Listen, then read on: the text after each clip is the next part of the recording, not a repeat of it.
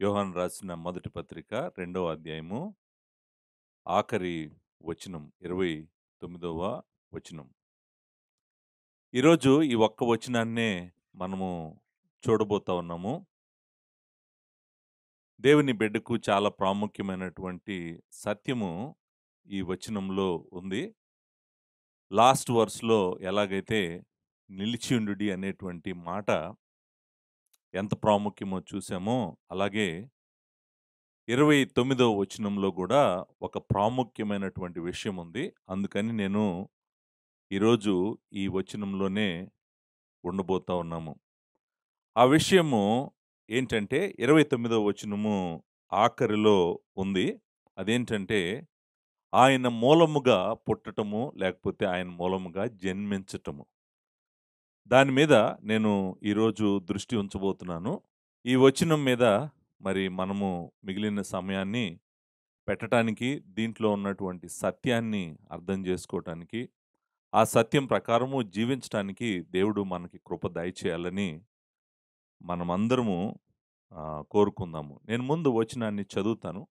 చదివిన తర్వాత మనము దాని ప్రాముఖ్యత ఏంటో చూద్దాం. సో, కాంటెక్స్ట్ కోసం నేనేం చేస్తానంటే, 3వ అధ్యాయము 10వ వచనం వరకు చదువుతాను. 2:29 నుండి 3:10 వరకు చదువుతాను. ఎందుకంటే ఈ వచనాలలో ఒకే థీమ్ వెళ్తున్నట్టుగా మనకి అనిపిస్తా ఉంటది. 2:29 నుంచి 3:10 వరకు ఒకే విషయం నడుస్తున్నట్టుగా అనిపిస్తా ఉంటది. సో, నాకనిపించింది. మీకు కూడా అనిపిస్తది. తప్పకుండా నేను చదువుతాను. చదువుతున్నప్పుడు జాగ్రత్తగా గమనించటానికి ప్రయత్నం చేయండి. 29వ వచనము, ఆయన నీతిమంతుడని మీరెరిగి ఉన్న ఎడల, నీతిని జరిగించు ప్రతి వాడును ఆయన మూలముగా పుట్టి ఉన్నాడని ఎరుగుదురు. మనము దేవుని పిల్లలమని పిలువబడినట్లు తండ్రి మనకెట్టి ప్రేమను అనుగ్రహించునో చూడుడి. మనము దేవుని పిల్లలమే. ఈ హేతువు చేత లోకము మనలను ఎరుగదు. ఏలయనగా అది ఆయనను ఎరుగలేదు. ప్రియులారా, ఇప్పుడు మనము దేవుని పిల్లలమై ఉన్నాము. మనమిక ఏమవుదుమో అది ఇంకా ప్రత్యక్షపరచబడలేదు గానీ, ఆయన ప్రత్యక్షమైనప్పుడు ఆయన ఉన్నట్లుగానే ఆయనను చూతుము గనుక ఆయనను పోలి ఉందుమని ఎరుగుదుము. ఆయన యందు ఈ నిరీక్షణ పెట్టుకొనిన ప్రతి వాడును ఆయన పవిత్రుడై ఉన్నట్లుగా తన్ను పవిత్రునిగా చేసుకును. పాపము చేయు ప్రతివాడును ఆజ్ఞను అతిక్రమించును. ఆజ్ఞాతిక్రమమే పాపము. పాపములను తీసివేయుటకు ఆయన ప్రత్యక్షమాయనని మీకు తెలియను.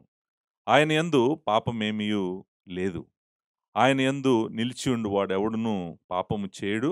పాపము చేయువాడెవడును ఆయనను చూడను లేదు, ఎరుగను లేదు. చిన్నపిల్లలారా, ఎవనిని మిమ్మల్ని మోసపరచనీయకుడి.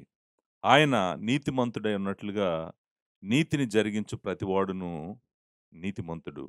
అపవాది మొదటి నుండి పాపము చేయుచున్నాడు గనుక పాపము చేయువాడు అపవాది సంబంధి. అపవాది యొక్క క్రియలను లయపరచుటకే దేవుని కుమారుడు ప్రత్యక్షమాయెను. దేవుని మూలముగా పుట్టిన ప్రతివానిలో ఆయన బీజం నిలుచును గనుక వాడు పాపము చేయడు. వాడు దేవుని మూలముగా పుట్టినవాడు గనుక పాపము చేయజాలడు. దీనిని బట్టి దేవుని పిల్లలెవరో, అపవాది పిల్లలెవరో తేటబడును. నీతిని జరిగించని ప్రతివాడును, తన సహోదరుని ప్రేమింపని ప్రతివాడును దేవుని సంబంధులు కారు. ఈ వచనాలు చాలా స్పష్టంగా మనుషులను 2 గ్రూప్స్‌లోకి తీసుకొస్తున్నాయి. మొట్టమొదటి గ్రూపు ఏంటంటే దేవుని బిడ్డలు. మొట్టమొదటి గ్రూప్ ఎవరంటే దేవుని బిడ్డలు. దేవుని పిల్లలు, దేవుని బిడ్డలు అనేటువంటిది మనము మరలా చూస్తా ఉన్నటువంటి మాటే అన్నమాట. దేవుని పిల్లలు. చిల్డ్రన్ ఆఫ్ గాడ్ అంటాం గదా! దేవుని యొక్క పిల్లలు. దేవుని పిల్లలు ఎవరో, దేవుని పిల్లలు ఎలా బ్రతుకుతారో, ఎలా జీవిస్తారో ఈ వచనాలు చెప్తున్నాయి. దేవుని పిల్లలంట దేవునిలాగా ప్రవర్తించటానికి ప్రయత్నం చేస్తారంట. ఆయన నీతిమంతుడు గాబట్టి వాళ్ళు గూడా నీతిమంతులుగా ఉండటానికి ప్రయత్నం చేస్తారంట. ఆయన పవిత్రుడు గనుక వాళ్ళు కూడా పవిత్రులుగా ఉండటానికి ప్రయత్నం చేస్తారంట. ఎందుకంటే కారణం ఏమంటున్నాడంటే, ఎందుకు అలా ప్రవర్తిస్తారంట అంటే, ఎందుకు అలా ఉంటారంటే, ఎందుకు వాళ్ళ జీవితాలు అలా ఉంటాయంట అంటే, వాళ్ళంట దేవుని పిల్లలంట. దేవుని చేత మరి కనబడిన వారు దేవుడు కన్నాడు. లేకపోతే ఆయన ఈ వచనంలో మనం 29వ వచనంలో చూసినట్టయితే, ఆయన మూలంగా పుట్టారు. ఆయన మూలంగా పుట్టారు. లేకపోతే ఆయన కన్నాడు. కాబట్టి వాళ్ళు దేవుని పిల్లలంట. దేవుని పిల్లలు దేవునిలాగా ప్రవర్తిస్తారంట. ఆళ్ళ ప్రవర్తన గురించి మాట్లాడాడిక్కడ. దేవుని పిల్లలు దేవునిలోనే నిలబడతారంట. దేవుని పిల్లలు దేవుడు నీతిమంతుడు కాబట్టి నీతిమంతులుగా ఉంటారంట. దేవుని పిల్లలు ఆయన పవిత్రుడు కాబట్టి వాళ్ళు కూడా పవిత్రులుగా ఉంటారంట. దేవుని పిల్లలు పాపము చేయరంట. పాపము నుంచి దూరముగా వాళ్ళని వారు పెట్టుకుంటారంట. సో, దేవుని పిల్లలు ఎలా ఉంటారో యోహాను చెప్తున్నాడు. నేను ఈ మాటలు మాట్లాడుతూ ఉండగా దయచేసి మీరు గనక అలాంటి జీవితం లేదనుకోండి మీకు. అంటే నేను పవిత్రంగా దేవుడి కోసం బ్రతకలేకపోతున్నాను. నేను దేవుడిని హత్తుకోలేకపోతున్నాను. నేను దేవుని రాజ్యం కోసం కష్టపడలేకపోతున్నాను. దేవుని సంఘాన్ని నిర్లక్ష్యం చేస్తున్నాను. పవిత్రమైన జీవితాన్ని నేను పట్టించుకోవట్లేదు. ప్రార్థనా జీవితమే లేదు. దేవుని వాక్యాన్ని నేను ధ్యానించట్లేదు. నా కుటుంబాన్ని నేను పట్టించుకోవట్లేదు. నేను భార్యగా చేయాల్సిన బాధ్యతలు నేను చేయట్లేదు. భర్తగా చేయాల్సిన బాధ్యతలు నేను చేయట్లేదు. నా మాటలలో నీతి లేదు. నా ఆలోచనలో నీతి లేదు. నా జీవితంలో నీతి లేదు అని మీకు అనిపించింది అనుకోండి, ప్రాబబ్లీ నేను అనుకుంటాను మీరు ఇంకా దేవుని పిల్లలు కాలేదు. మీరు ఇంకా తిరిగి జన్మించలేదు.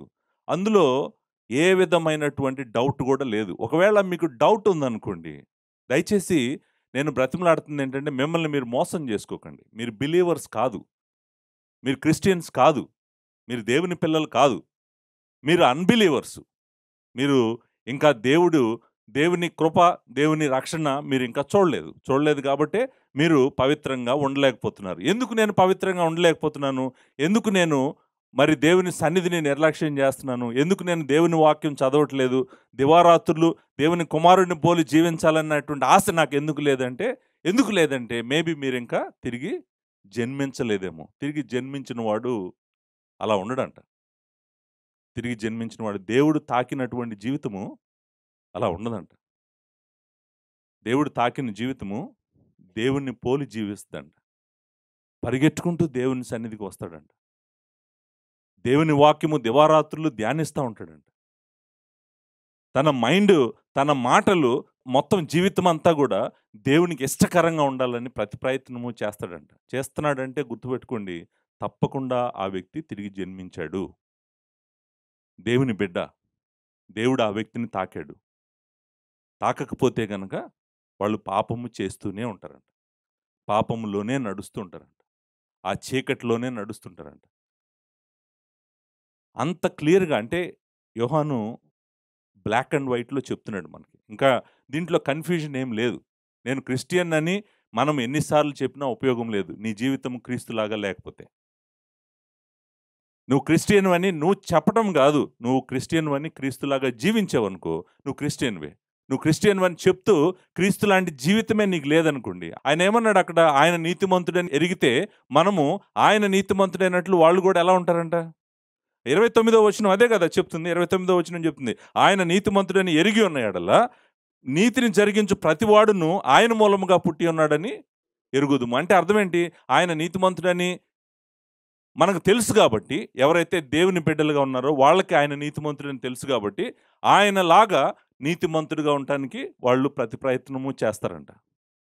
అంతేకాదు, మీరు కిందకి రండి. 3వ అధ్యాయం 3వ వచనంలో అంటాడు, ఆయన యందు ఈ నిరీక్షణ పెట్టుకున్న ప్రతివాడును ఆయన పవిత్రుడై ఉన్నట్లుగా తన్ను తాను పవిత్రునిగా చేసుకున్నా. అంటే అర్థం ఏంటంటే హోలీనెస్‌ని, గాడ్లీనెస్‌ని, రైచియస్‌నెస్‌ని యాక్టివ్‌గా పర్స్యూ చేస్తాడంట. ఎవరండి ఆ బిడ్డ? ఎవరైతే దేవుని బిడ్డ అయితే అయ్యాడో ఆ వ్యక్తి దాన్ని యాక్టివ్‌గా పర్స్యూ చేస్తాడంట. అంటే ఏంటంటే నేను క్రీస్తులాగా ఉండాలి, నేను క్రీస్తును పోలి ఉండాలి అనేటువంటి యాక్టివ్ పర్స్యూయన్స్ అనేటువంటిది తన జీవితంలో ఎవరికైతే ఉంటుందో వాళ్ళు దేవుని బిడ్డలు. వాళ్ళు దేవుని చేత మరి పుట్టింపబడినటువంటి వాళ్ళు అనేటువంటిది చాలా స్పష్టంగా అర్థమవుతుందన్నమాట. చూడండి 6వ వచనం ఏమంటున్నాడు? 3వ అధ్యాయం 6వ వచనము, ఆయన యందు నిలిచి ఉండువాడు ఎవడును పాపము చేయడు. పాపము చేయువాడు ఎవడును ఆయనను చూడలేదు, ఆయన ఎరగలేదు. బ్లాక్ అండ్ వైట్ కాదు ఇది. ఏమన్నా కన్ఫ్యూజన్ ఉందా స్టేట్మెంట్స్లో? ఎంత స్పష్టంగా ఉందో చూడండి. అంటే అర్థం ఏంటంటే, ఆయన బిడ్డ అయితే గనక పాపము చేయకుండా తనను తాను వేరు చేసుకుంటా ఉంటాడంట. ఆయన బిడ్డ కాకపోతేనే పాపంలో బ్రతుకుతా ఉంటాడంట. సో, అంత క్లియర్‌గా మనము ఇక్కడ చూస్తున్నామనమాట. 7వ వచనం చూడండి. చిన్నపిల్లారా ఎవరిని మిమ్మల్ని మోసపరచనీయకుడి. ఆయన నీతిమంతుడై ఉన్నట్టు నీతిని జరిగించు ప్రతివాడును నీతిమంతుడు అంటున్నాడు. చూసారా? సో, అంతే అంటే ఆయన పరిశుద్ధుడై ఉన్నట్లు పరిశుద్ధులుగా ఉండండి అన్నాడు. ఆయన నీతిమంతుడు కాబట్టి మీరు కూడా నీతిమంతులుగా ఉండండి అని చెప్తా ఉన్నాడనమాట. సో, మనకు స్పష్టంగా అర్థమవుతున్నటువంటి విషయం ఏంటంటే, పాపపు జీవితం గనక నీకుంటే, నువ్వు దేవుని బిడ్డవి కాదు. దయచేసి నువ్వు మోసం చేసుకోవద్దు. నేను క్రిస్టియన్నేమో, నేను బిలీవర్‌నేమో, నేను దేవుని బిడ్డనేమో అనేటువంటి మోసం నువ్వు చేసుకోవద్దు. నువ్వు కాదు. ఒకవేళ నువ్వు దేవుని బిడ్డవైతే గనక, నువ్వు దేవునిలాగా ఉండటానికి ప్రతి ప్రయత్నము చేస్తావు. చూడండి, దేవుడు తాకిన జీవితము వేరుగా ఉంటది. చాలా వేరుగా ఉంటది. మీరు వేరుగా ఉంటదంటే ఎంత వేరుగా ఉంటదంటే చాలా వేరుగా ఉంటది. ఎంత వేరుగా ఉంటదంటే లోకానికి దూరంగా ఉంటది, దేవునికి దగ్గరగా ఉంటది. మీరు కొంచెం కిందకి రండి. 9వ వచనం చూడండి. 9వ వచనంలో ఏమనుంది? దేవుని మూలముగా పుట్టిన ప్రతివానిలో ఆయన బీజము నిలుచును గనుక వాడు పాపం చేయడు. అంటే అంటే ఈ వచనాలు చదివినప్పుడు నాకొచ్చిన థాట్ ఏంటంటే, నువ్వు ఇలా కళ్ళు తెరిచి చర్చిలో ఇలా చూస్తే డైరెక్ట్‌గా నువ్వు చెప్పగలవు అసలు ఎవరు దేవుని బిడ్డలో, ఎవరు దేవుని బిడ్డలు కాదో. చెప్పొచ్చు. వాళ్ళ జీవితాలు ఉన్నాయి గదా! మన కన్నుల ముందే వాళ్ళ జీవితాలు ఉన్నాయి గదా! డైరెక్ట్‌గా నువ్వు చెప్పేయగలవు. ఎందుకంటే పాపంలో బ్రతికిన వాడు దేవుని బిడ్డ కాదంట. ఆయన బీజము దేవుని మూలముగా పుట్టిన ప్రతివానిలో ఆయన బీజము నిల్చును గనుక వాడు పాపము చేయడు. వాడు దేవుని మూలముగా పుట్టినవాడు గనుక పాపము చేయజాలడు. దేవుని మూలముగా పుట్టినవాడు గనుక పాపము చేయజాలడు. దీనిని బట్టి చూడండి 10వ వచనం. దీనిని బట్టి దేవుని పిల్లలెవరో, అపవాది పిల్లలెవరో తేటబడును. ఇప్పుడు చూడండి, అంటే 2 గ్రూప్స్ అన్నాను కదా! ఆ 2 గ్రూప్స్‌లో ఒక గ్రూప్ ఏంటి? దేవుని పిల్లలు. రెండో గ్రూప్ ఏంటి? అపవాది పిల్లలు. సో, ప్రతి ఒక్క వ్యక్తి భూమి మీదనున్నటువంటి ప్రతి ఒక్క వ్యక్తి గూడా ఈ 2 గ్రూప్స్‌లో ఏదో గ్రూప్‌లో ఉన్నాడు. అంటే నువ్వు దేవుని బిడ్డవైనా అయ్యుంటావు, లేకపోతే అపవాది సంబంధివైన అపవాది బిడ్డవైనా అయ్యుంటావు. మీలో గనక నేను వ్యక్తిగతంగా మిమ్మల్ని మీరు పరీక్షించుకోండి. ఎందుకంటే ఈ పుస్తకం రాసిందే అందుకు. మరి మనం ఆఖరికి ఈ మొదటి యోహాను రాసిన పత్రిక ఇంట్రడక్షన్‌లోనే చెప్పాను. ఎందుకంటే ఈ పుస్తకం ఎందుకు రాసాడంటే, విశ్వాసికి తను విశ్వాసి అని తెలిసే విధంగా రాసాడు. అవిశ్వాసికి తను అవిశ్వాసి అని తెలిసే విధంగా రాసాడు. సో, ఈ కన్‌ఫ్యూజన్ అనేటువంటిది మన జీవితాల్లో ఉండకూడదు. నేను విశ్వాసినా, నేను అవిశ్వాసినా అనే కన్‌ఫ్యూజన్ ఉండకూడదు. ఉండకూడదనే ఈ పుస్తకం రాసాడు. ఈ పుస్తకం యొక్క మెయిన్ అష్యూరెన్స్ ఆఫ్ సాల్వేషన్ అంటాం కదా! నేను రక్షించబడ్డాను, నేను దేవుని బిడ్డనే, నేను విశ్వాసినే అనేటువంటి నిశ్చయత, ఆ అష్యూరెన్సు మన సోల్‌లో కలగాలనే ఈ పుస్తకం రాసాడు. అంతేకాదు, ఎవరైతే దేవుని బిడ్డలు కాదో వాళ్ళకు కూడా స్పష్టంగా తెలియాలని రాసాడు. నువ్వు దేవుని బిడ్డవు కాదు అనేటువంటిది తెలియాలనే ఈ పుస్తకము రాయటం జరిగిందనమాట. అర్థమైంది కదా మీకు? 3వ అధ్యాయం 10వ వచనం వరకు ఏం జరుగుతుందంటే ఎవరైతే దేవుని చేత తిరిగి జన్మించారో, పుట్టారో వాళ్ళు ఆయనలాగా ఉండటానికి ప్రయత్నము చేస్తారంట. ప్రయత్నం చేయటం కాదు, గట్టిగా ప్రయత్నం చేస్తారు. నేను ఈ మాట ఎందుకు అంటున్నానంటే, దేవుని సంకల్పంలో దేవుడు మనుషులను రక్షిస్తుంది ఎందుకంటే, మనల్ని ఎందుకు ఎన్నుకుంటున్నాడంటే, ఎందుకు ఏర్పరచుకుంటున్నాడంటే, ఎందుకు రక్షిస్తున్నాడంటే, పాపులైన మనలను ఆయన కుమారుడి సారూప్యతలోకి మార్చాలని దేవుడు ఏర్పరచుకుంటున్నాడు, ఎన్నుకుంటున్నాడు, లేకపోతే రక్షిస్తున్నాడు. అది దేవుని సంకల్పం అనుకోండి. దేవుని సంకల్పము పాపి పాపి రక్షించబడి దేవుని కుమారుడి సారూప్యతలోకి మారాలనేది దేవుని సంకల్పం అనుకోండి. ఎవ్వరు ఆపలేరు దాన్ని. అది జరుగుతది. అది జరుగుతది. ఆయన ఏర్పరచుకున్నటువంటి వాళ్ళు, ఆయన తన కుమారుడి సారూప్యతలోకి మార్చాలనుకున్న వాళ్ళందరూ గూడా మారతారు. మారకపోవటం అంటే ఏమి లేదు. ఆయన తప్పకుండా వాళ్ళని మారుస్తాడు. ఎలా మారుస్తాడు? ఎలా మారుస్తాడంటే ఆయన నిర్ణయించుకోవటము, వాళ్ళని ఏర్పరచుకోవటం మాత్రమే కాదంట గానీ, వాళ్ళనంట తిరిగి జన్మింపజేస్తాడంట. తిరిగి జన్మింపజేసి అంటే మరలా వాళ్ళని పుట్టేటట్టుగా చేస్తాడు. మరలా వాళ్ళు తిరిగి జన్మిస్తారంట. తిరిగి జన్మించినప్పుడు వాళ్ళని నూతనంగా తయారు చేస్తాడంట మళ్ళీ. తయారు చేసి ఏం చేస్తాడంటే రోజు వాళ్ళ హృదయాల మీద, వాళ్ళ జీవితాల మీద పనిచేస్తూ వాళ్ళని తన కుమారుడి యొక్క సారూప్యతలోకి నడిపించుకుంటూ వెళ్ళిపోతాడంట దేవుడు. సో, అంటే ఆయన సంకల్పం ఏమి ఆగదు. ఆయన సంకల్పం ఏమి ఆగదు. ఆయన ఏర్పాటు ప్రకారం ఆయన చేసుకుంటూ వెళ్ళిపోతూనే ఉంటాడు. కాకపోతే మనం గుర్తుపెట్టుకోవాల్సిందేంటంటే ఆ సంకల్పంలో దేవుడు నన్ను కనికరించాడా లేదా అనేటువంటిదే మనం గుర్తుపెట్టుకోవాల్సింది. మీరు ప్రతి ఒక్కరు కూడా ప్రశ్నించుకోండి. ఎందుకంటే ప్రశ్నించాలనే యోహాను ఈ వచనాలను ఇక్కడ మన ముందు ఉంచాడు. ప్రశ్నించుకోలేకపోయామనుకోండి ఏమవుతుందో తెలుసా అండి? మిమ్మల్ని మీరు మోసపుచ్చుకొని నేను విశ్వాసినని జీవితకాలము బ్రతుకుతూ చనిపోయిన తర్వాత దేవుడి దగ్గరికి రారు. అది టూ లేట్ అనమాట. అది టూ లేట్. అది చాలా నాశనము కలుగు చేస్తుంది మీకు. మంచి చేయదు అది మీకు. సో, మిమ్మల్ని ప్రేమించేటువంటి ఒక కాపరిగా, మీకు మంచి జరగాలనేటువంటి ఒక కాపరిగా, నేను దేవుని వాక్యానుసారంగా మిమ్మల్ని బ్రతిమలాడుతుంది ఏంటంటే, దయచేసి అసలు మీరు ఫస్ట్ బిలీవరో కాదో మిమ్మల్ని మీరు పరీక్షించుకోండి. మీరు దేవుని బిడ్డో కాదో మిమ్మల్ని మీరు పరీక్షించుకోండి. ఒకవేళ మీరు దేవుని బిడ్డ అయితే గనక, ఇదిగో ఈ వచనాల్లో ఏదైతే ఉందో అలా ఉండాలి మీ జీవితము. మీ జీవితం అలా లేదనుకోండి, అలా లేదనుకోండి, ఇప్పుడైనా కనికరించమని అడగండి దేవుడిని. అయ్యా నాకు తిరుగు జన్మ దయచేయి, నేను మరలా నిన్ను చూడగలిగినట్లు, నీతో నడవగలిగినట్లు నాకు కృప దయచేయి ప్రభు అని ప్రార్థన చేయండి. ప్రార్థన చేయండి. ఆయన మీకు కనికరము చూపించేటువంటి దేవుడే. అంతేగాని దయచేసి ఎవరు మోసం చేసుకోమాకండి. మిమ్మల్ని మీరు మోసం చేసుకోకండి. దేవుని సన్నిధికి రాకుండా, ప్రార్థనలకు రాకుండా, చర్చికి రాకుండా, వాక్యం చదవకుండా, ప్రార్థన చేయకుండా, నీతిని వెంటాడకుండా, మంచి మాటలు లేకుండా, అపవిత్రమైన జీవితం జీవిస్తా నేను విశ్వాసిని అనుకున్నారనుకోండి, మిమ్మల్ని మీరేం చేస్తున్నారు? మోసం చేసుకుంటున్నారు. మోసం వల్ల ఏం జరుగుతది? మీకు నిత్య నరకము, నిత్య నాశనం జరుగుతది మీ జీవితాల్లో. మీరు మోసం చేసుకోకండి. మోసం చేసుకోకండి. దేవుడు కృపగల దేవుడు. మరి ఈ మాటలు మీరు వింటున్నారు. ఆయన ఎదురుగా కూర్చున్నారు. ఆయన వాక్యం ఎదురుగా కూర్చున్నారు. మీరు వాక్యం వింటున్నారు. దయచేసి మిమ్మల్ని మీరు అలా ఎవరు గూడా మోసం చేసుకోవద్దని నేను మిమ్మల్ని బ్రతిమలాడుతున్నాను. సో, దీంతో రెండో అధ్యాయము 29వ వచనం దగ్గరికి వస్తాం. కొంచెం మీకు కాంటెక్స్ట్ అర్థమైంది కదా! అసలు ఇక్కడ ఏం జరుగుతుందనేటువంటి కాంటెక్స్ట్ మీకు అర్థమైంది కాబట్టి, రెండో అధ్యాయము 29వ వచనం దగ్గరికి వద్దాము. రెండో అధ్యాయం 29వ వచనంలో ఏమంటున్నాడంటే, ఆయన నీతిమంతుడని ఎరిగి ఉన్న ఎడల. మీలో ఎంతమందికి తెలుసు దేవుడు నీతిమంతుడని? దేవుడు నీతిమంతుడని మీలో ఎంతమందికి తెలుసు? అదే నా ప్రశ్న. ఓకే. దేవుడు నీతిమంతుడని మీరు ఎరిగి ఉన్న ఎడల. ఒకవేళ మీకు ఆయన నీతిమంతుడని తెలిస్తే గనక ఏం చేయాలంటే మనము? ఆయన నీతిమంతుడు అనేటప్పటికే అందరూ చేయెత్తారు గదా! ఆయన నీతిమంతుడు. నాకు తెలుసు దేవుడు నీతిమంతుడని.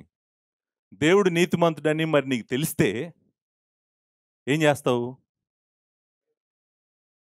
ఎలా జీవిస్తావనుంది? ఆ! నీతిని జరిగించు ప్రతివాడును ఎరిగి ఉన్న యెడల నీతిని జరిగించు ప్రతివాడును ఆయన మూలముగా పుట్టి ఉన్నాడని ఎరుగుదుము. ఇప్పుడు చూడండి. ఆయన నీతిమంతుడని అందరికీ తెలీదు. ఆయన నిజంగా నీతిమంతుడని అందరికీ తెలీదు. ఆయన నీతిమంతుడని తెలిసిందనుకోండి. నీతిమంతుడు ఎదుట నేను నిలబడాలి ఒకరోజు. పాపం చేసి నీతిమంతుడు ఎదుట నిలబడితే నీతిమంతుడు నువ్వు పాపం చేసినా పర్వాలేదులే అని అనడు. నీతిమంతుడైన దేవుని ఎదుట నిలబడినప్పుడు నీకు తీర్పులో దేవుడు నీతిగానే తీర్పు తీరుస్తాడని నీకు తెలిసిందనుకోండి. నువ్వేం చేస్తావు? ఆయనలో నిలిచి ఉంటావు. సిగ్గుపడకుండా ఆయన రాకడ 28వ వచనంలో చూసాం గదా! ఆయన ప్రత్యక్షమగునప్పుడు ఆయన రాకడయందు మనము ఆయన ఎదుట సిగ్గుపడక ధైర్యం కలిగి ఉన్నట్లు ఆయనలో నిలిచి ఉంటారు. సో, ఆయన వస్తాడంట. ఆయన వచ్చిన రోజు మనం సిగ్గుపడకుండా ధైర్యంతో మనం ఆయన ఎదుట నిలబడాలంటే, ఉండాలంటే మనం ఆయనలో నిలిచి ఉండాలని చెప్పాడు. ఆ వచ్చే ఆయన ఎవరో చెప్తున్నాడు 29వ వచనంలో. ఆ వచ్చే ఆయన యొక్క వ్యక్తిత్వం ఏంటి? ఆయన ఎవరు? వచ్చే ఆయన ఎవరు? ఆ నీతిమంతుడు వస్తున్నాడు, రాబోతున్నాడు. ఆయన రాకడ ఉంది. సో, ఆయన ఎదుట నువ్వు సిగ్గుపడకుండా ధైర్యంగా ఉండాలంటే, ఆయన నీతిమంతుడు కాబట్టి నువ్వు గూడా నీతిమంతుడిగా జీవించాలి. అంతే కదండీ! ఆ! కానీ ఇక్కడ మీరు జాగ్రత్తగా గమనించారో లేదో, ఎవరైతే నీతిమంతుడుగా జీవిస్తారో వాళ్ళు దేవుని మూలముగా పుట్టినవారనుందా?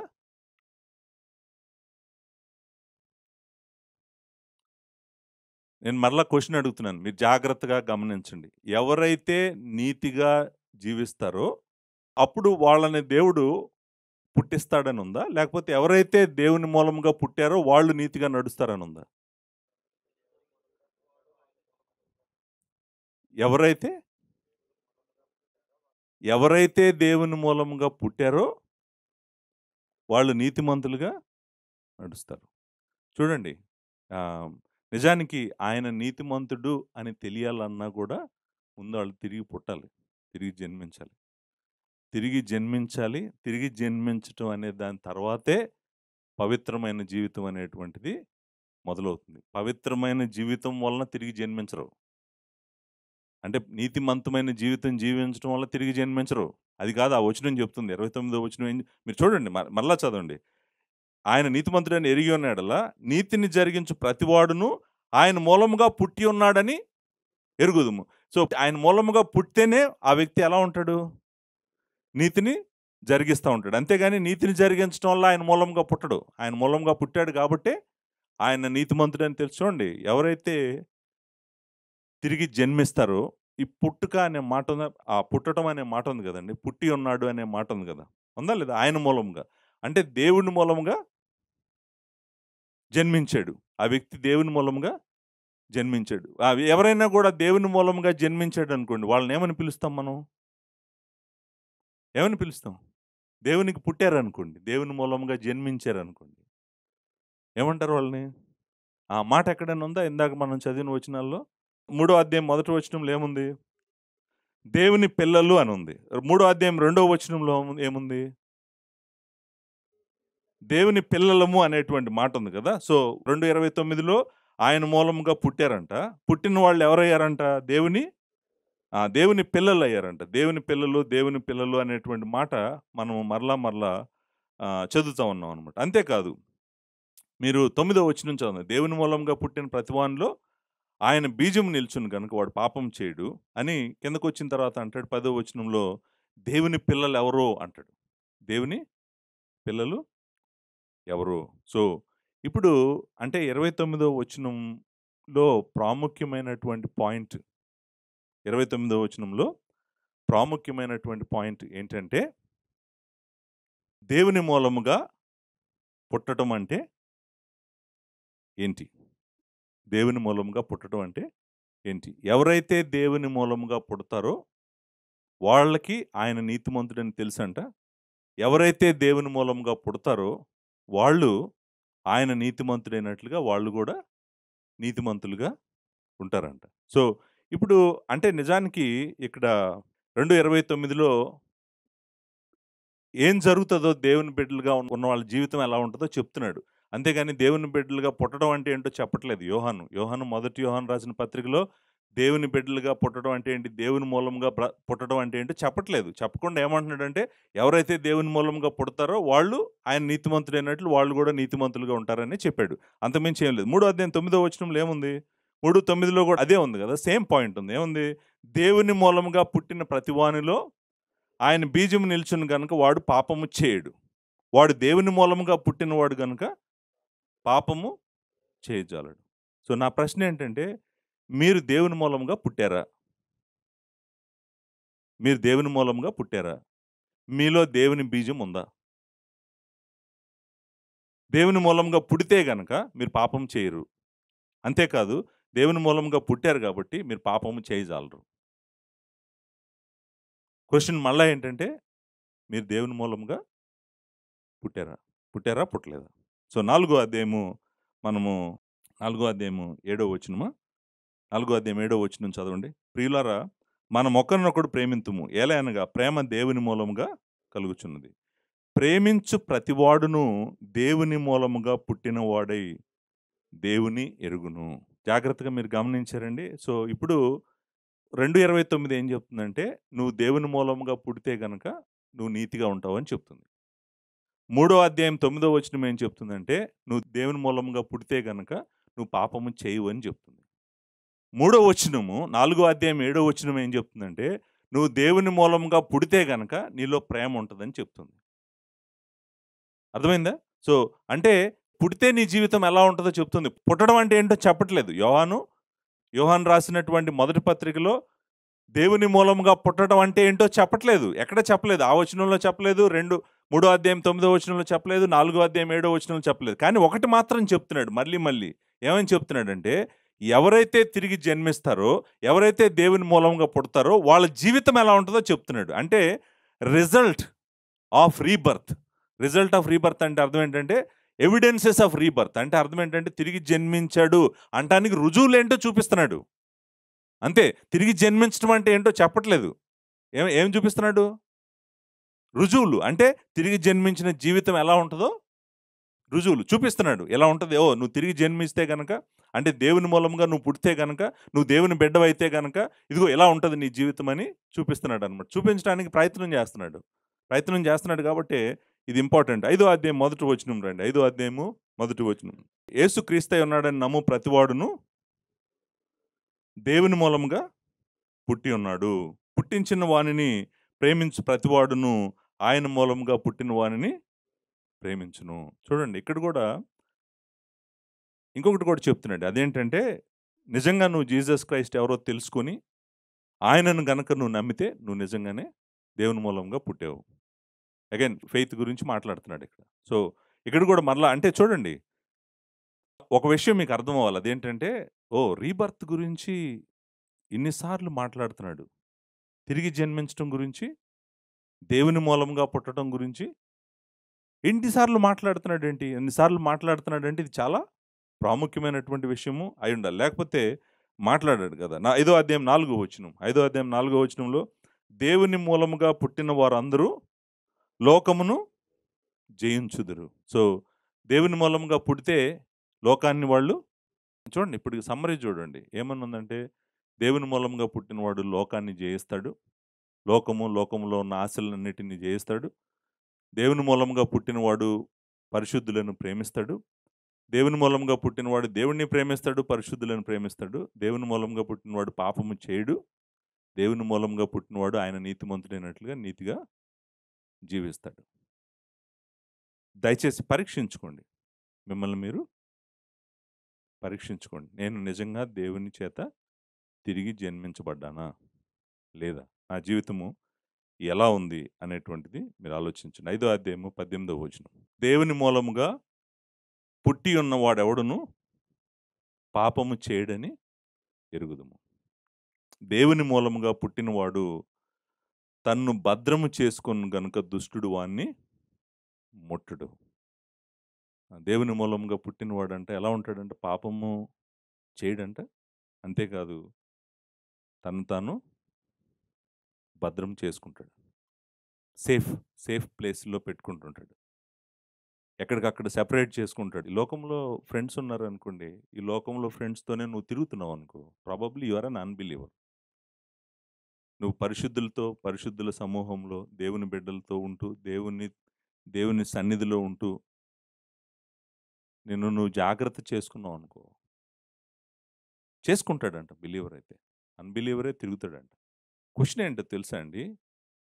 అంటే ఇప్పుడు మనకి యోహాను ఏం చెప్తున్నాడంటే, దేవుని బిడ్డలు, దేవుని చేత తిరిగి జన్మించబడిన బిడ్డల జీవితాలు ఎలా ఉంటాయో ఫస్ట్ ఇండికేషన్ 2:29లోని ఇచ్చాడు మనకి. 2:29లో ఏమి ఇచ్చాడంటే, ఫస్ట్ ఇండికేషన్ ఏంటంటే, ఎవరైతే దేవుని చేత తిరిగి జన్మించబడతారో వాళ్ళు ఆయన నీతిమంతుడైనట్లు వాళ్ళు కూడా నీతిని జరిగిస్తారు అనేటువంటి. చూడండి, నీతిమంతుడు అంటే అర్థము ఆయన ఎప్పుడు కరెక్టే చేస్తాడు, ఆయన రాంగ్ చేయడు. నీతిమంతుడికి ఉన్న లక్షణం ఏంటంటే, రైచియస్నెస్ అనేటువంటి మాటకి ఎప్పుడు always does write and he doesn't do wrong. అదే కదా నీతిమంతుడు అనేటువంటి మాటకి అర్థము. నీతిమంతుడు ఎప్పుడు మంచే చేస్తాడు, నీతిమంతుడు ఎప్పుడు కరెక్టే చేస్తాడు. సో ఆయన నీతిమంతుడు కాబట్టి మనము ఆయన చేత తిరిగి జన్మించబడ్డాం కాబట్టి మనం కూడా ఏం చేస్తాము?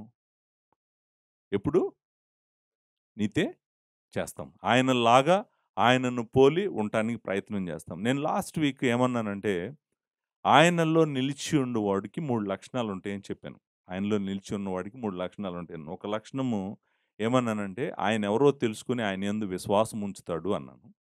రెండవ మాట ఏమన్నానంటే, ఆయన పవిత్రుడు కాబట్టి ఆయన గూడా పవిత్రుడిగా ఉండటానికి ప్రయత్నం చేస్తాడు. పరిశుద్ధుడిగా ఉండటానికి ప్రయత్నం చేస్తాడు. మూడోది, ఆయన ప్రేమిస్తున్నాడు కాబట్టి మనం గూడా ప్రేమిస్తామని చెప్తున్నాడు. సో, 2:29 నుంచి 3:10 వరకు మాట్లాడుతున్న పాయింటు, ఆ 3 పాయింట్‌లో ఏ పాయింటో తెలుసా? రెండో పాయింట్. రెండో పాయింట్ ఏంటి? ఆ! ఆయనలో నిలిచి ఉండువాడు పరిశుద్ధముగా ఉంటాడు. పరిశుద్ధంగా జీవిస్తాడు. పాపము చేయడు. ఆ రెండో పాయింట్ నిలిచి ఉండటం అంటే ఏంటో వివరిస్తున్నాడు. 2:29 నుంచి 3:10 వరకు వివరణ ఉంది. ఏం వివరణ ఉందంటే నిలిచి ఉండటం అంటే ఏంటో చెప్పాడు. ఆ నిలిచి ఉండటంలో ఒక పాయింట్ ఏంటి? నిలిచి ఉండటంలో ఒక పాయింట్ ఏంటంటే మనము పవిత్రంగా, పరిశుద్ధంగా ఉంటామంట. నీతిగా ఉంటామంట.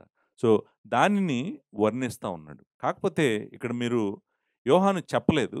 కానీ నేను అనుకుంటాను చెప్పాల్సిన అవసరము ఉందేమో అని అనిపించింది. ఆయన మూలముగా పుట్టటము అంటే ఏంటి?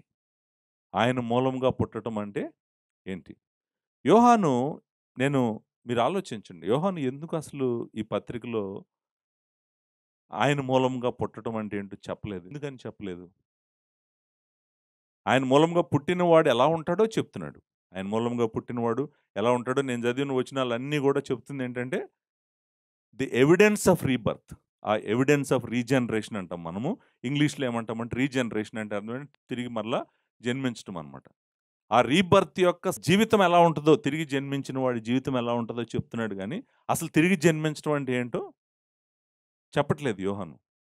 కానీ నేననుకుంటాను, తిరిగి జన్మించటం అంటే ఏంటో తెలియాలి. మనకు తెలిస్తేనే ఇదిగోండి, ఈ తిరిగి జన్మించిన ప్రతివాడు ఎలా ఉంటాడని చెప్తున్నవన్నీ గూడా మనం చేయగలుగుతాము. లేకపోతే తిరిగి జన్మించటం అంటే ఏంటో అర్థం కాలేదనుకోండి. అర్థం కాకపోతే గనక మనము దేవుని బిడ్డలము కాదు. తిరిగి జన్మించకపోతే ఆయనను పోలి మనము జీవించలేము. కాబట్టి తిరిగి జన్మించటం అంటే ఏంటో నేను బ్రీఫ్‌గా మీకు చెప్పటానికి ప్రయత్నం చేస్తాను. నేను ఎందుకు చెప్పాలంటే అది రీజన్ చెప్తాను. 2:29లో ఉందది. ఆయన మూలంగా పుట్టాడని. తర్వాత 3:9లో గూడా ఉంది. దేవుని మూలంగా పుట్టిన ప్రతివానిలో ఆయన బీజం నిలిచును గనుక పాపం చేయడు. సో, రీబర్త్ నేనిక్కడ మాట్లాడలేదనుకోండి, మళ్ళీ తర్వాతైనా మాట్లాడాలి. 3:9 దగ్గరికొచ్చినప్పుడైనా మాట్లాడాలి. 2:29 దగ్గర వదిలేసినా గూడా, ముందుకెళ్ళిన తర్వాత మరలా ఆయన ఏమంటున్నాడు, దేవుని పిల్లలు అంటున్నాడు. మూడో అధ్యాయం మొదటి వచనంలో. దేవుని పిల్లలు ఎలా అయ్యారు మనం? దేవుని పిల్లలు ఎలా అంటే, ఆయన వలన మనం తిరిగి జన్మించాం గాబట్టి, మనం దేవుని పిల్లలమయ్యాం. లేకపోతే మనం దేవుని పిల్లలం కాదు గదా! సో, చూడండి. మనం ఎవరి పిల్లలం అని అడిగారనుకోండి, మీ అమ్మగారు, మీ నాన్నగారి పేరు జెప్తారు. మీరెవరి పిల్లలంటే. ఎందుకంటే మీరు వారికి పుట్టారు గాబట్టి. అలాగే దేవునికి పుట్టామనుకోండి మనం. ఏమంటాం మనం? దేవుని పిల్లలంటాం. ఆయన గనక మనల్ని తిరిగి జన్మింపజేసాడనుకోండి, మనం ఏమవుతాం అప్పుడు? దేవుని పిల్లలము అవుతామనమాట. సో, ఇక్కడ ఆ రీబర్త్ గురించి డీటెయిల్డ్‌గా చెప్పలేదు గానీ యోహాను, అసలు రీబర్త్ యొక్క ప్రాముఖ్యత ఏంటో మనకు తెలియాలి. కొన్ని మాటలు నేను మీకు చెప్తాను. ఎందుకంటే ఆయన ఇక్కడ ఎందుకు మాట్లాడలేదంటే, ఈ పుస్తకం యొక్క ఉద్దేశ్యం వేరు. ఆయన రీబర్త్ గురించి మాట్లాడాడు. ఎక్కడ మాట్లాడాడంటే యోహాను సువార్తలో మాట్లాడాడు.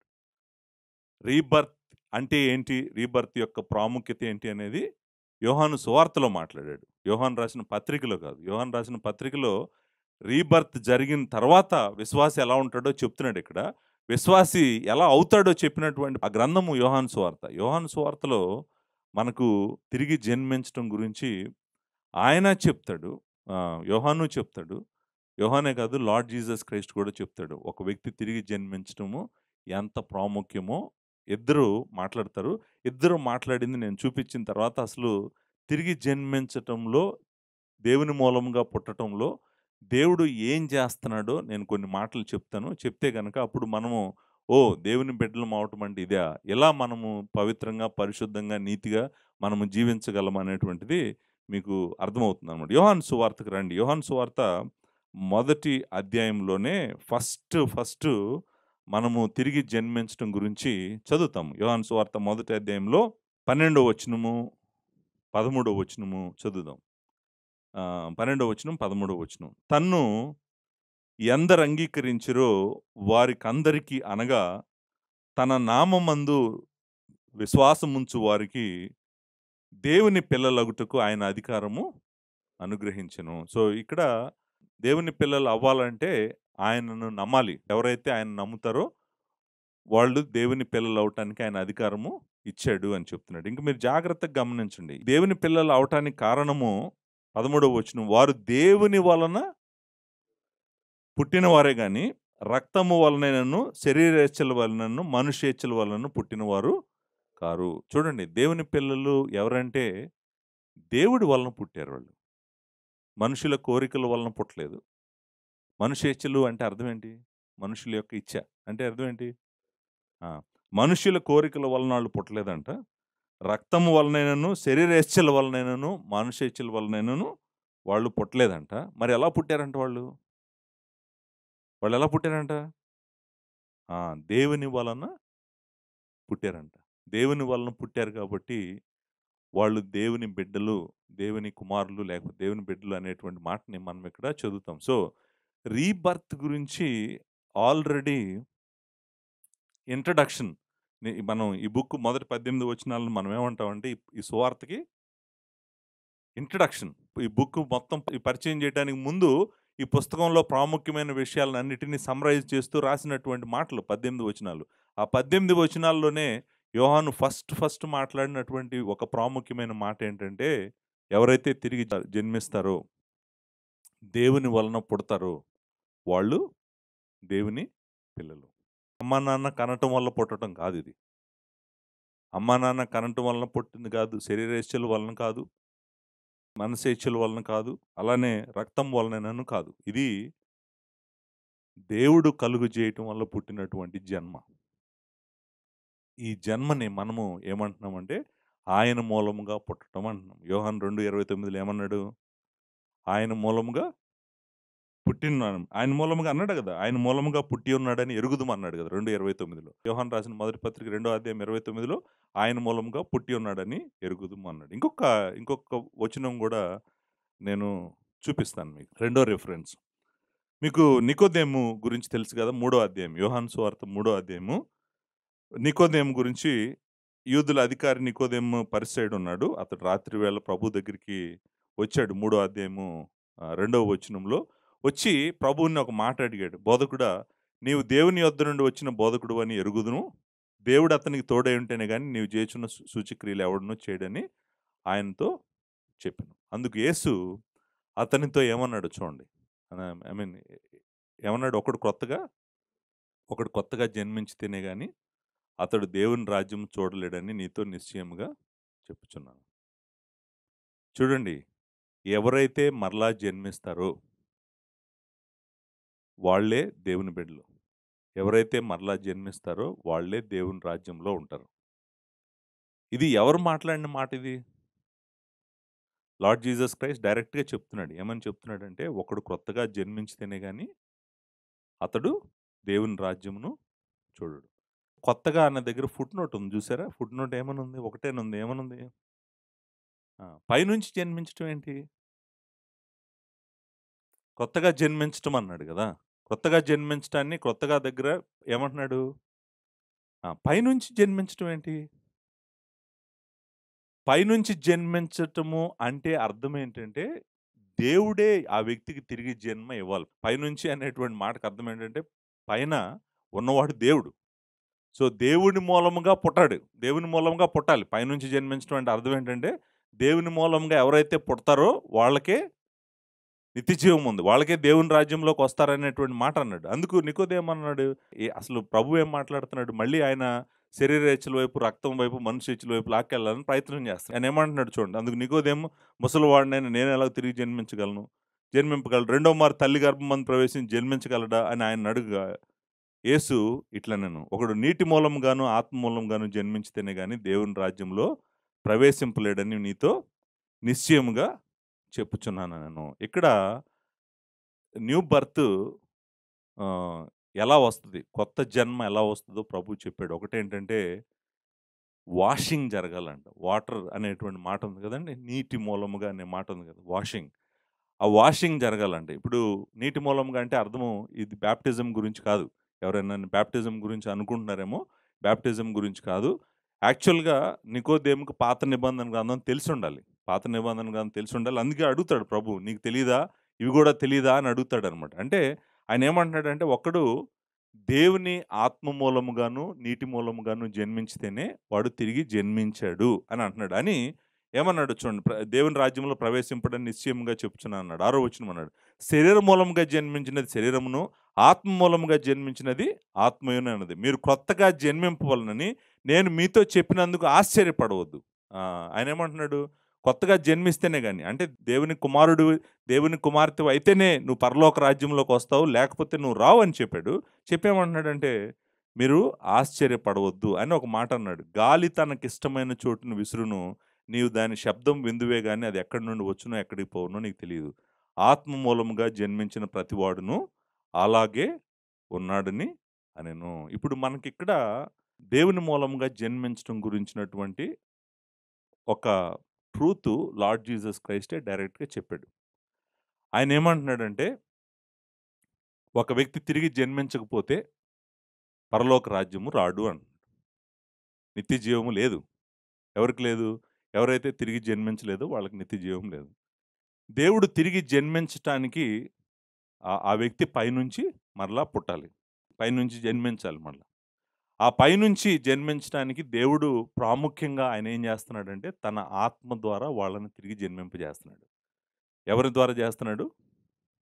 పరిశుద్ధాత్మని ద్వారా తిరిగి జన్మింపజేస్తున్నాడు. అంటే మనలో నూతన జన్మ మనకు కలుగు చేసేటువంటి వాడు దేవుడు. నూతన జన్మ కలుగు చేసేటువంటి వాడు పరిశుద్ధాత్మ దేవుడు. పరిశుద్ధాత్మ దేవుడు మరలా మనల్ని తిరిగి జన్మింపజేస్తున్నాడు. జన్మింప చేయటం వల్ల మనం తిరిగి జన్మిస్తున్నాము. తిరిగి జన్మించినప్పుడు మనము దేవుని పిల్లలమవుతున్నాము. దేవుని పిల్లలమైనప్పుడు అప్పుడు మనము దేవుణ్ణి పోలి బ్రతుకుతాం. ఇప్పుడు నేనింకా ఇంట్రడక్షనే చెప్తున్నాను. అసలు సబ్జెక్ట్ దగ్గరికి రాలేదు నేను. మీరు జాగ్రత్తగా నాతో పాటు ఫాలో అవ్వండి. మీరు చూసారు గదా! ఒక వ్యభిచారి వ్యభిచారం చేస్తా ఉంటాడు. లేకపోతే తాగుబోతు తాగుతూ ఉంటాడు. రకరకాల అడిక్షన్స్‌లో అది ఏ అడిక్షన్ అయినా అడిక్షన్స్‌లో పట్టబడినవాడు ఉంటాడు. అలాంటి వ్యక్తులు సడెన్‌గా మారతారు. అలాంటి వ్యక్తులు ఏమవుతది? సడెన్‌గా మారతారు. ఎంత సడెన్‌గా మారతారంటే, ఇంతకుముందు పరిగెట్టుకుంటూ పాపం చేద్దామని పరిగెట్టేటువంటి ఆ పాదాలు సడెన్‌గా ఏమవుతాయంటే బైబిల్ పట్టుకొని చర్చ్‌కొస్తాడు. చర్చ్‌కొస్తది. మీరు వెంటనే అడగాల్సిందేంటంటే, ఇది ఎలా సాధ్యము? ఏం జరిగిందసలు ఈ వ్యక్తికి? ఇంతకుముందు అబద్ధమాడేవాడు, పాపపు జీవితం చూపించేవాడు, మూవీస్ చూస్తా అదొక రకమైన భయంకరమైన చీకటి బ్రతుకు బ్రతికేవాడు. సడెన్‌గా ఏం చేస్తున్నాడు? బైబిల్ పట్టుకొని ప్రార్థనకొస్తున్నాడు. ఎలా? ఇది ఎలా సాధ్యమవుతది? మోసం చేసేవాడు వేరే వాళ్ళని, ఇప్పుడు మోసం చేయటం మానేసాడు. వేరే వాళ్ళని ప్రేమించేవాడు గాదు, ఇప్పుడు ప్రేమించడం మొదలుపెట్టాడు. వేరే వాళ్ళ జీవితాలను నాశనం చేసేవాడు, ఇప్పుడు నాశనం చేయటం ఆపేసాడు. సో, అంటే మనిషి లోపల అంత డ్రాస్టిక్ చేంజ్, సడెన్ చేంజ్ ఎందుకు కలుగుతుంది? ఏం జరుగుతుంది మనిషి లోపల?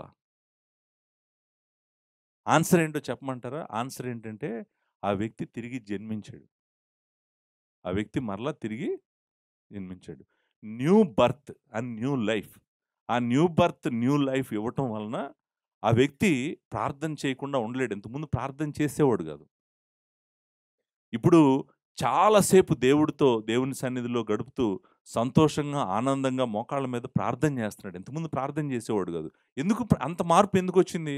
అంత మార్పు ఎందుకొచ్చిందంటే, దేవుడు అతనిని తిరిగి జన్మింపజేశాడు కాబట్టి.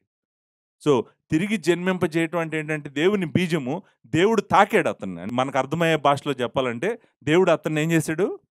తాకాడు. దేవుడిని తాకటం అంటే, తాకటం గాదు, మామూలుగా తాకటం గాదు, చాలా గట్టిగా తాకాడు.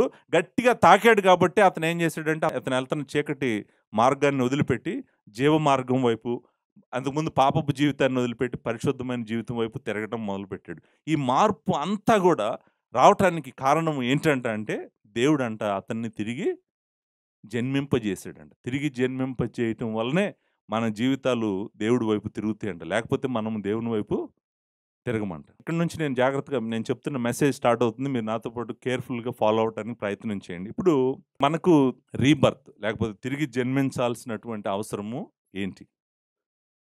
తిరిగి జన్మించటంలో దేవుడు ఏం జేస్తున్నాడు?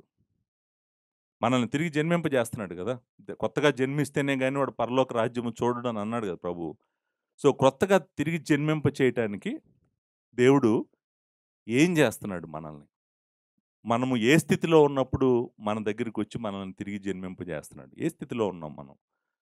ఎలాంటి స్థితిలో ఉన్నప్పుడు దేవుడొచ్చి మనల్ని కనికరిస్తున్నాడు? నేనిందాక చెప్పాను. ఈ లోకంలో బ్రతుకుతూ, ఈ లోకాశల కోసం బ్రతుకుతూ, పాపము జేస్తూ, అబద్ధం జేస్తూ, మోసం జేస్తూ, హేళన జేస్తూ, అన్యాయం జేస్తూ, నాశనం జేస్తూ బ్రతికినటువంటి ఆ వ్యక్తి జీవితంలోకి దేవుని వెలుగు, ప్రకాశమానమైన వెలుగు ఆ జీవితంలోకి వచ్చి తాకినప్పుడు, ఆ వ్యక్తి పూర్తిగా దేవుడి చేత తాకబడ్డాడు గాబట్టి, దేవుని వైపు తిరుగుతాడు. సంపూర్ణంగా తిరుగుతాడు. తిరగటానికి ముందు అంటే తిరిగి జన్మించటానికి ముందు, మనము తిరిగి జన్మించటానికి కావాల్సినటువంటి అవసరత ఏంటో గూడా మనం అర్థం జేసుకోవాలి. ఎందుకు మనిషి తిరిగి జన్మించాలి? ఏం జరిగింది మనిషికి? ఏమైంది మనిషికి? ఏమైంది మనిషికో దేవుని వాక్యము చెప్తుంది. ఏమైందంట అంటే, మనము చచ్చిపోయామంట. మనము చనిపోయాం. చనిపోయిన వ్యక్తిలో ఏముంటది? జీవం ఉంటదా? జీవం ఉంటదా? ఆ! జీవం ఉండదు. చనిపోయిన వ్యక్తికి కావాల్సిందేంటంటే జీవము. సో, ఎందుకు చనిపోయాము? ఎలా చనిపోయాము? ఏం జరుగుతుంది మనకి అనేటువంటిది అర్థం చేసుకోవడం కోసం నేను 2, 3 ప్యాసేజెస్ చదువుతాను. ఇప్పుడు నేను చదవబోయే ప్యాసేజెస్ మీకేం చెప్తాయంటే అసలు ఎందుకు ఒక వ్యక్తి తిరిగి జన్మించాలి? తిరిగి జన్మించాల్సిన లేకపోతే దేవుని మూలంగా పుట్టాల్సినటువంటి అవసరము ఏంటో చెప్తున్నాయి ఈ ప్యాసేజెస్. ఇప్పుడు నేను ఒక 3 ప్యాసేజెస్ చూపిస్తాను మీకు. ఎందుకు మనము దేవుడొచ్చి మనల్ని తిరిగి జన్మింపజేయాల్సిన అవసరము ఏమొచ్చింది?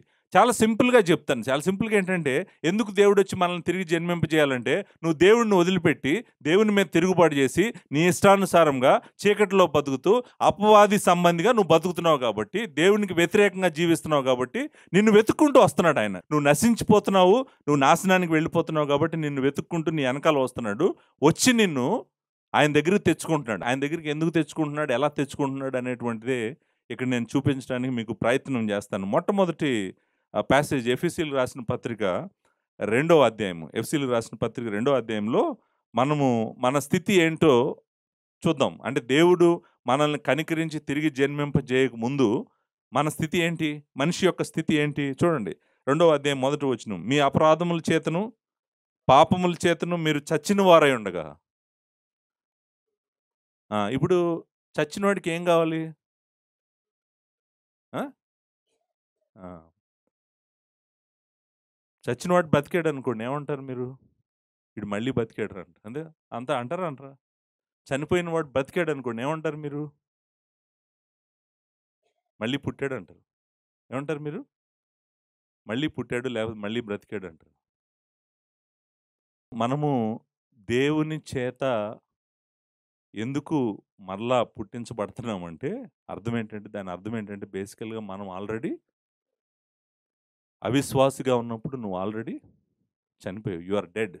You are dead person. ఎందుకు చనిపోయాడంట? మీ అపరాధముల చేతను, పాపముల చేతను మీరు చచ్చిన వారై ఉండగా, ఆయన మిమ్మల్ని క్రీస్తుతో కూడా బ్రతికించును. బ్రతికించడం గురించి కొంచెం పక్కన పెడదాం. చనిపోయాడు. మనం చనిపోయాం. మీరు వాటిని చేయొచ్చు అంటే పాపములను, అపరాధములు చేయొచ్చు. వాయుమండల సంబంధి అయిన అధిపతిని అనగా అవిధేయులైన వారిని ఇప్పుడు ప్రేరేపించు శక్తికి అధిపతిని అనుసరించి ఈ ప్రపంచ ధర్మము చొప్పున మునుపు నడుచుకుంటిరి.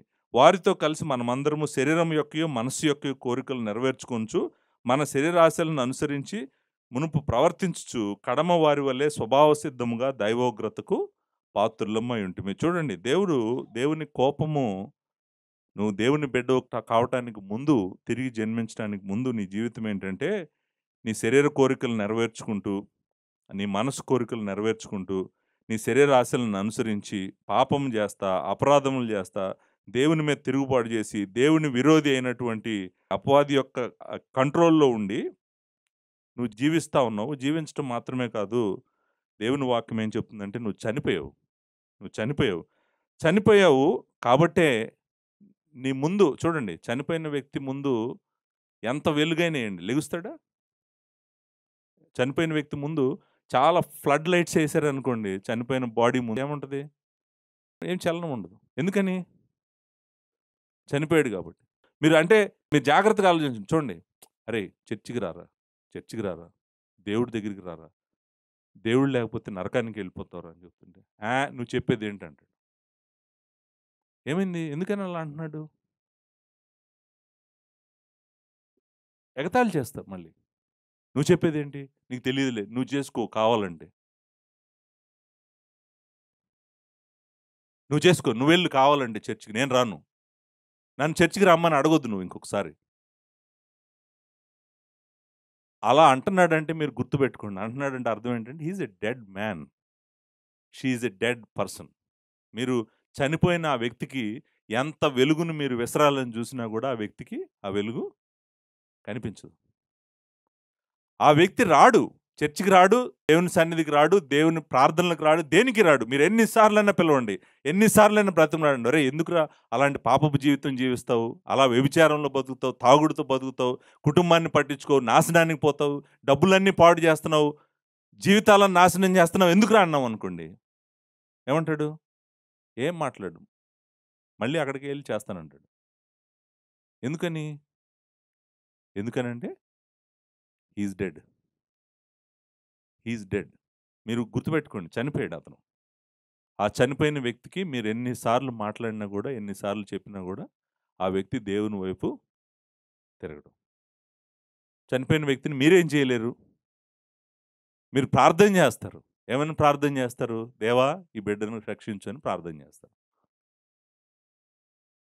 నిజానికి మీరెందుకు ప్రార్థన జేస్తున్నారు? ఎందుకు ప్రార్థన జేస్తున్నారంటే, దేవుడు అతన్ని కనికరించాలనే ప్రార్థన జేస్తున్నారు. ఆమెను కనికరించాలనే ప్రార్థన జేస్తున్నారు. మీరు ఒక వ్యక్తిని దేవుడి దగ్గరికి తీసుకురాలేరు. గుర్తుపెట్టుకోండి. మీరు తీసుకురాగలరని మీరు అనుకుంటున్నారేమో. వాళ్ళు ఆల్రెడీ డెడ్. వాళ్ళు డెడ్ పీపుల్‌ని మీరు దేవుడి దగ్గరికి తీసుకురాలేరు. మీ వ్యక్తిగతంగా మీ పర్సనల్ ఫ్యామిలీస్‌లోనే చాలామంది కోసం మీరు ప్రార్థన జేస్తున్నారు. వాళ్ళని దేవుడి దగ్గరికి నడిపించాలని మీరు ప్రయత్నం జేస్తున్నారు. కానీ ఎవరు గూడా మీ మాట వినట్లేదు. ఎందుకని వింటలేదు?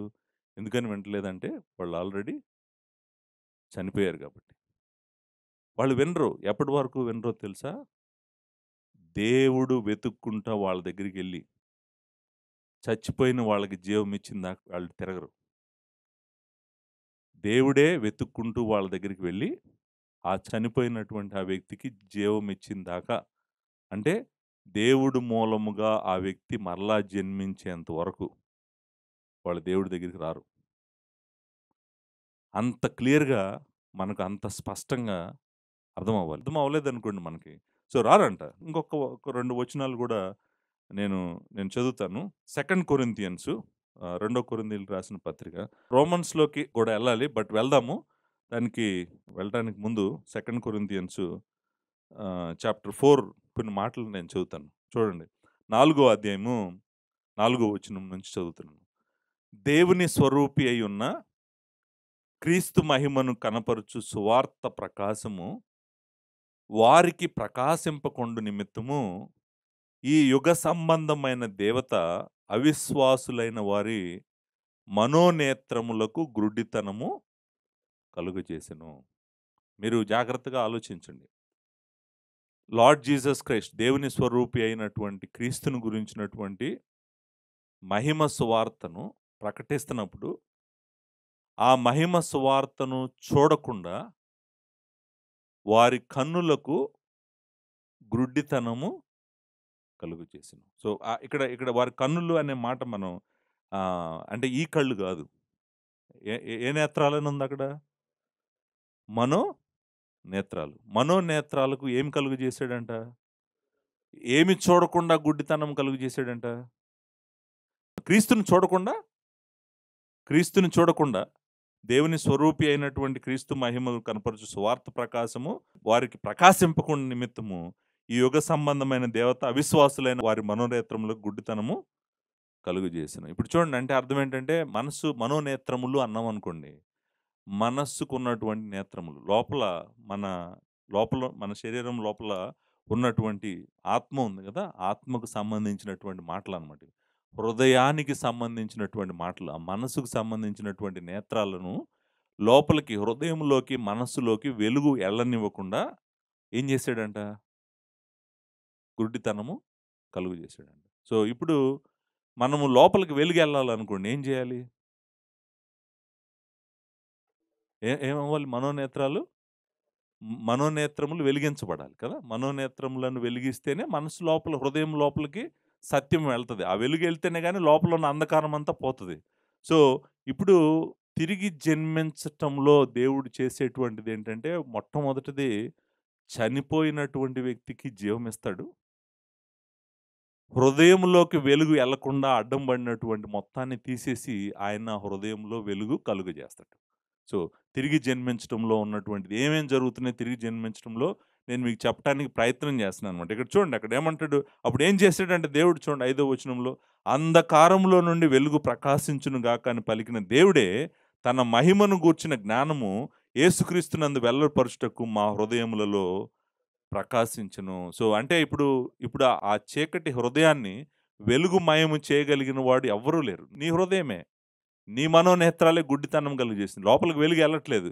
ఆ వెలుగు కలుగు చేయాలంటే దేవుడే వచ్చి నీకు లోపల ఏం చేయాలంట? వెలుగు కలుగును గాక అని పలికిన దేవుడు మరలా నీ హృదయంలో వెలుగు కలుగును గాక అని పలికితే గాని నీ హృదయంలో వెలుగు కలుగుతదంట. లేకపోతే వెలుగు కలుగదంట. సో, అంటే చీకటిలోనే బ్రతుకుతావనమాట. సో, లోపల అంటే చనిపోయిన నీకు జీవం ఇవ్వాలాయన. తర్వాత మనోనేత్రములకు గుడ్డితనము తీసేసి శుభ్రంగా నీకు మనసు నేత్రాలను కలుగజేయాలి. అంతేకాదు చూడండి, మనం ఇంకొక మాట కూడా నేను చదువుతాను. రోమీయులకు రాసిన పత్రిక మొదటి అధ్యాయంలో అంటే దేవుని దగ్గరికి రాకముందు అసలు వ్యక్తుల జీవితాలు ఎలా ఉన్నాయో, ఏం జరుగుతుందో చెప్తున్నాను.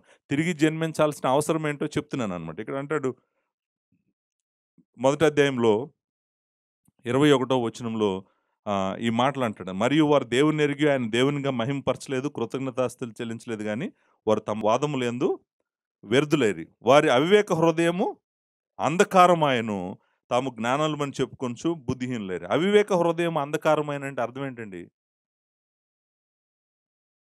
దేవుడు తెలియని వారి హృదయం లోపల ఏముంది? ఏముంది?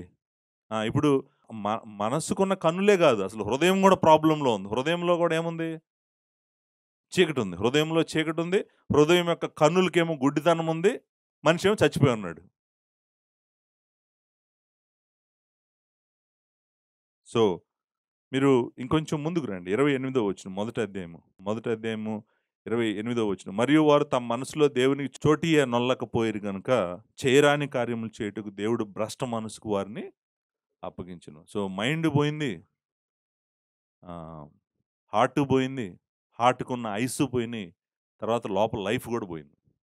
లోపల జీవం లేదు. మనసుకున్న నేత్రాలు పనిచేయట్లేదు. హృదయం నిండా చీకటుంది. తర్వాత మైండ్ గూడా పోయింది. భ్రష్ట మనస్సు అన్నాడు గదా! భ్రష్ట మనసుకు వారిని అప్పగించును అనేటువంటి మాట. సో, అంటే అర్థమేంటంటే, అంటే ఒక న్యూ బర్త్ దేవుడు తిరిగి జన్మింప చేయాల్సిన అవసరము ఏమొచ్చిందంటే, మనిషి ఆల్రెడీ చనిపోయాడు. చీకటిలో బ్రతుకుతున్నాడు. అంధకార సంబంధమైన అధికారికి లోబడి బ్రతుకుతున్నాడు. అందుకే వాడు నువ్వెన్ని సార్లు బ్రతిమలాడినా గూడా తిరిగి మరలా తాగటానికే పోతాడు. వేరే స్త్రీలను, భార్యకు నమ్మకంగా లేకుండా, వేరే పురుషులను, భర్తకు నమ్మకంగా లేకుండా, లేకపోతే భయంకరమైన చీకటి బతుకులు. ఈ బతుకులంతటికి కారణం ఏంటంటే, వాళ్ళ హృదయంలో చీకటుంది. వాళ్ళ హృదయంలో జీవం లేదు. వాళ్ళ కన్నులు మూసుకుపోయినాయి. కాబట్టే వాళ్ళలా ప్రవర్తిస్తారు. నేను మాట్లాడుతుంది అవిశ్వాసి గురించి. అవిశ్వాసికి ఎందుకు జీవం అవసరమో చెప్తున్నాను. ఎందుకు తిరిగి జన్మించాలో చెప్తున్నాను. సో,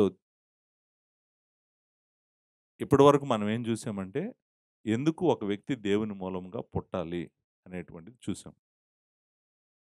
ఎందుకు పుట్టాలంటే, ఈ వ్యక్తి చనిపోయాడు కాబట్టి తనను తాను బ్రతికించుకోలేడు. పోనీ వేరే వ్యక్తులు ఎవరైనా ఎళ్లి తనకు జీవం ఇవ్వగలరా అంటే, వేరే వ్యక్తులు ఎవరు గూడా ఎళ్లి తనకు జీవం ఇవ్వలేరు. ఎవరు ఇవ్వగలరు తనకు జీవము?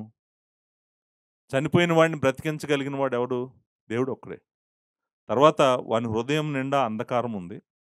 వారి కన్నులకు గుడ్డితనం ఉంది, హృదయంలో అంధకారం ఉంది, మనసు భ్రష్టత్వంలోకి వెళ్ళిపోయింది. చూడండి, అంటే పైకి మనిషి కనిపిస్తున్నాడు కానీ లోపలంతా కూడా మొక్కలు మొక్కలు అయిపోయి పీసులు పీసులు అయిపోయి ఎందుకు పనికి రాకుండా అయిపోయిందనమాట. పైకి చూడటానికి మాత్రం మనిషి నిలబడినట్టుగా, మనిషి వెళ్తున్నట్టుగా, మనిషి పడుకుంటున్నట్టుగా, మనిషి తింటున్నట్టుగా మీకు కనిపిస్తున్నాడు గానీ లోపల మాత్రం ఏది కూడా మంచిగా లేదు.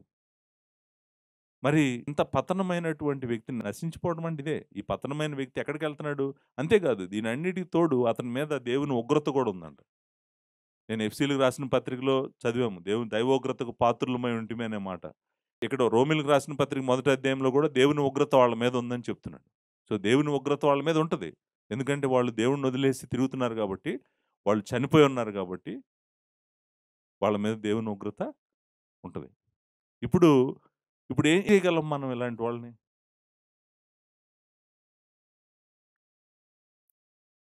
ఏం చేయగలం?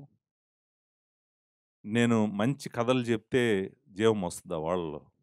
నేను మంచి కథలు చెప్పాననుకోండి పుల్పిట్‌లో నుంచి, వాళ్ళలో జీవం వస్తదా? వస్తదా? రాదు గదా! అంధకారమైన హృదయంలో వెలుగు కలుగుతదా? ఎవ్వరు ఏం చేయలేరు. మీరు గుర్తుపెట్టుకోండి. ఎవ్వరు ఏమీ చేయలేరు. వీళ్ళు, వీళ్ళకి దేవుడు మరలా తిరిగి జన్మనిస్తే గాని వీళ్ళు స్పందించరు. వీళ్ళకి దేవుడు తిరిగి జన్మనిస్తే గాని స్పందించరు. వాళ్ళు పైనుంచి జన్మిస్తేనే గాని మరలా స్పందించరు.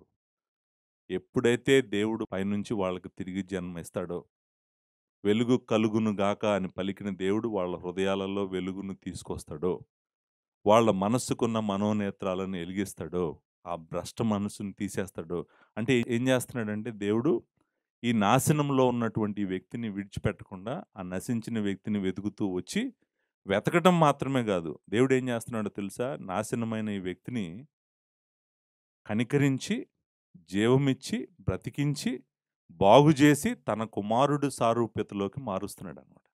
ఆ మార్చే పనిలో దేవుడు బిజీగా ఉన్నాడు. ఆ మార్చటంలో దేవుడు జేసేటువంటి మొట్టమొదట ప్రథమ కార్యం ఏంటంటే, వాళ్ళని తిరిగి జన్మింపజేస్తాడు. తిరిగి జన్మింపజేయటం అంటే, దేవుని మూలంగా వాళ్ళు పుడతారు. దేవుని మూలంగా పుడతారు గాబట్టే, వాళ్ళు నెక్స్ట్ వీక్ ఇమ్మీడియేట్‌గా బైబిల్ తీసుకొని చర్చికి పరిగెట్టుకుంటూ వస్తారు. ఎందుకంటే, వాళ్ళలో దేవుని జీవం మొదలైంది. దేవుని వెలుగు మొదలైంది. వాళ్ళ కన్నులకున్న గుడ్డితనము పోయింది. మొత్తం అన్నీ గూడా క్లియర్‌గా కనపడుతున్నాయన్నమాట ఇప్పుడు. పాపం ఏంటో క్లియర్‌గా కనపడుతుంది. ఇంతకుముందు కనపడేది కాదు. మోసం ఏంటో క్లియర్‌గా కనపడుతుంది. ఇంతకుముందు కనపడేది కాదు. అన్నీ కనపడేటట్టు దేవుడు చేస్తున్నాడు కాబట్టి వాళ్ళు దేవుని వైపు తిరుగుతారనమాట. సో, ఒక వ్యక్తి దేవుడి దగ్గరికి రావటానికి ప్రాముఖ్యమైన కారణము మనిషి చేసిందేం లేదు. దేవుడే ఆ వ్యక్తిని తిరిగి జన్మింపజేస్తున్నాడు. ఇప్పటికి ఇంట్రడక్షన్ అయింది. అసలు మెసేజ్ ఇప్పుడు స్టార్ట్ అవుతుంది. సో, ఈ మెసేజ్ ఏంటంటే, తిరిగి జన్మించటంలో, కొత్తగా జన్మించటంలో దేవుడు చేస్తున్న 7 కార్యాలు చెప్తాను. ఏం చేస్తున్నాడు? అసలు లోపల మనల్ని ఎలా కొత్తగా చేస్తున్నాడు? సో, కొత్తగా చేయటంలో ఆయన చేస్తున్నటువంటి కార్యం ఏంటి? ఎలా మొదలు పెడుతున్నాడు? ఏమేం చేస్తున్నాడు? అనేటువంటిది ఒక 7 ఉన్నాయి ఇక్కడ. ఆయన మనల్ని తిరిగి జన్మింపజేస్తున్నాడు గదా! ఆయన తిరిగి జన్మింపజేస్తున్నాడు. ఎలా తిరిగి జన్మింపజేస్తున్నాడు? అంటే మనల్ని క్రీస్తు సారూప్యతలోకి తేవటానికి ఆ రీబర్త్ చేస్తున్నాడు గదా! ఆ రీబర్త్‌లో ఆయన చేస్తున్న ఒక 7 పనులున్నాయి. ఆ 7 కార్యాల గురించి నేను మాట్లాడాలి. మాట్లాడితే గాని మీకు ఫస్ట్ జాన్ అర్థమవుతది.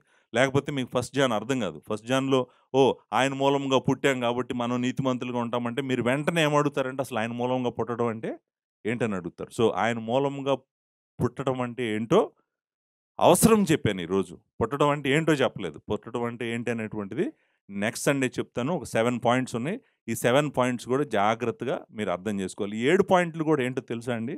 7 పాయింట్లు గూడా ఏంటంటే, నన్ను ఒక కొత్త మనిషిని జేస్తున్నాడు దేవుడు.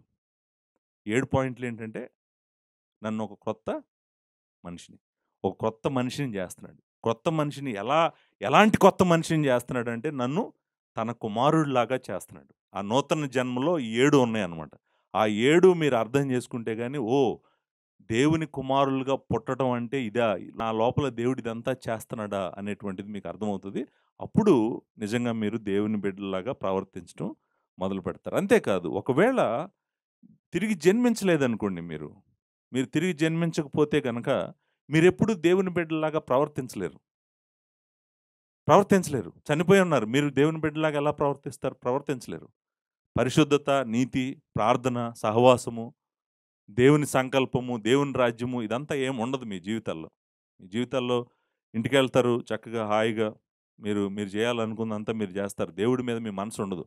దేవుని మీద మీ మనసు లేదంటే గుర్తుపెట్టుకోండి మీరింకా తిరిగి జన్మించలేదు. మీరు దేవుని బిడ్డలు కాదు. దయచేసి ఎవరు మోసం చేసుకోకండి. ఈ అవకాశాన్ని వాడుకొని ప్రభువుని అడగండి. అయ్యా! నేను ఈరోజు జీవం గురించి విన్నాను. నాకు జీవము దయచేయి. నాకు నిత్య జీవము దయచేయి ప్రభువా అని మీరు ప్రార్థన చేయండి. దేవుడు మిమ్మల్ని కనికరిస్తాడు. దేవుడు కనికరం గల దేవుడు. దేవుడు కనికరిస్తాడు. మిమ్మల్ని తప్పకుండా మారుస్తాడు. అంతేకాదు మీరు అన్‌బిలీవర్స్‌ని చూసి మీరు ఎన్ని సార్లు అరిసినా, ఎంతసేపు అరిసినా, ఆయన వచ్చి జీవం ఇచ్చిన దాకా వాళ్ళు దేవుడి వైపు తిరగరు. మీరు ఎన్ని సార్లైనా పిలవండి. ఎన్ని సార్లైనా బ్రతిమలాడండి. ఎంతసేపైనా చేయండి. పైనుంచి ఆజ్ఞ ఎళ్ళి వాళ్ళ హృదయములో జీవమిచ్చి వాళ్ళ మనోనేత్రాలు వెలిగించబడేంత వరకు వాళ్ళు కదలరు. దేవుడే చేయాల్సినటువంటి కార్యము దేవుడే చేస్తాడు కాబట్టి మనము ప్రార్థన చేస్తూ ఉందాము. దేవుని విస్తారమైన కృప మీ అందరికీ తోడుగా ఉండుగాక. Thank you very much.